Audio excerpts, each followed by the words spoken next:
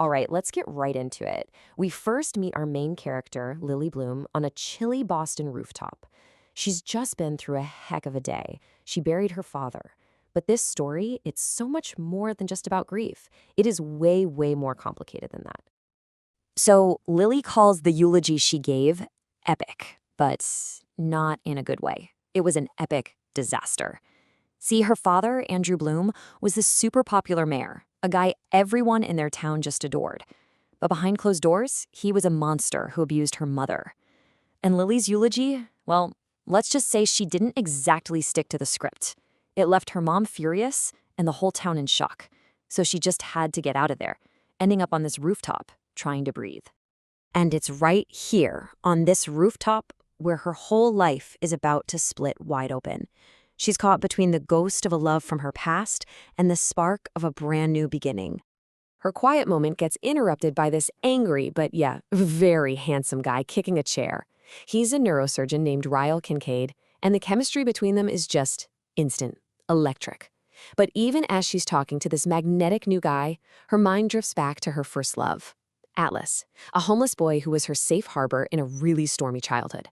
And just like that, you see the two magnetic poles of her heart get established, the past and the present. Now, to really understand the impossible choice Lily is going to have to make, you have to understand where she comes from. After the funeral, she's back in her childhood house and finds her old teenage diaries. Except she never called them diaries. They were actually letters she wrote to her hero, Ellen DeGeneres. And these diaries, man, they hold the key to absolutely everything. As she reads through these old letters, this really painful picture starts to form. You see this little girl hiding in her room, shuffling a deck of cards. Not for fun, but to create a rhythm, something to drown out the sound of her father's rage and her mother's screams. It was a childhood where just getting through the day meant finding these small, desperate ways to cope. But then, in the middle of all that darkness, a little bit of light shines through. She finds a homeless boy, Atlas, living in the abandoned house behind hers. And he's different. He's kind, he's quiet, and he's hurting too. For a girl who only knows violence from men, his gentle spirit becomes her secret, her friend, and her first real love.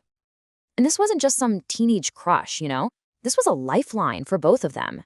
Lily gave Atlas a safe place to be, and he gave her a glimpse of what a man could be, protective, not punishing. He had his own scars, and they really connected over their shared pain. Their love was this quiet, gentle thing, built on taking care of each other. It was the blueprint for the kind of love she knew she deserved. Okay, so fast forward a few years, Lily is in Boston, she's made a life for herself, she's actually achieved her dream of opening the super cool, unique flower shop, and guess who walks right back into her life? Ryle Kincaid. That spark from the rooftop ignites into a full-blown fire, and they fall into this intense whirlwind romance. On the surface, Ryle is, he's perfect, like storybook perfect. He's this brilliant surgeon, he's driven, and he is just head over heels for Lily. His charm is completely overwhelming, and she falls for him hard. I mean, after the childhood she had, this thrilling, amazing relationship feels like everything she's ever wanted. And then, one night, it happens. Ryle burns a casserole he's making. Lily just laughs. It's a silly little mistake, right? But in a flash, that perfect charm vanishes. He shoves her, and he shoves her hard. She goes flying across the kitchen.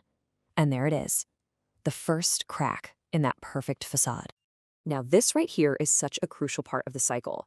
Ryle's regret is immediate, and it's devastating. He's horrified by what he did. He breaks down and tells her about this deep trauma from his own childhood. He accidentally shot and killed his brother, and this rage is like a monster inside him he can't control.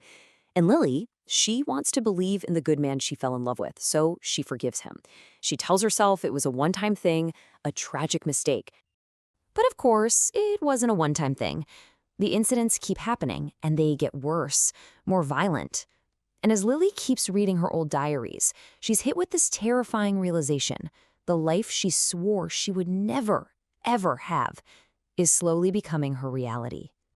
She reads these entries from her childhood, remembering how helpless she felt watching her mom go through this.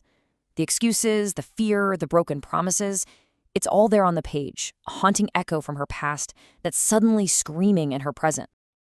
And then, after a really bad attack from Ryle, Her own thoughts become a chilling mirror of her mother's. She finds herself making the exact same excuses, worrying about his career, his reputation, more than her own safety. The parallel is it's undeniable, and it's utterly devastating. She is trapped in the very same cycle she hated as a kid. This makes Lily remember a statistic she read once, that 85% of women go back to their abusers. She remembers judging those women, even judging her own mom, thinking they were weak. But now she gets it. She's in their shoes. She understands that it's this toxic cocktail of loving the person they are when they're good, being terrified of what they'll do if you leave, and clinging to that desperate, heartbreaking hope that this time they really mean it. This time they'll change. And then everything changes. 2 little words on a pregnancy test. Positive. Lily is pregnant. And suddenly, the choice isn't just about her anymore. It's about the future of her child. This is when her mother finally opens up. She tells Lily her story. She explains how, little by little, her own limit for what was okay got pushed back and back and back until a slap started to feel like a relief compared to a full-on beating. She begs Lily to find her own limit now, before it's too late, giving her the strength she never could when Lily was just a child. And this is it, right? This is the core question of the whole story. These cycles are so powerful because they are brutally hard to break. It takes an incredible amount of pain and an unbelievable amount of courage to be the one to stop it. For Lily, it means facing the man she loves and letting go of the future she thought she wanted. After her daughter Emerson is born, everything becomes crystal clear. Lily looks at this tiny baby girl and she sees the future. And she finally understands a devastating truth. Maybe she was willing to risk her own heart, but she will not risk her daughter's. She cannot let Emerson grow up thinking that love is supposed to hurt. So holding her newborn daughter, Lily looks at Ryle and tells him she wants a divorce. And then she makes a promise to her baby, a promise to break the cycle of violence that has poisoned her family for generations. She will not be the one to pass this pain down. It stops here. It ends with them. And it's just this heartbreaking but incredibly powerful choice, one made not out of hate but out of the deepest, purest kind of love imaginable.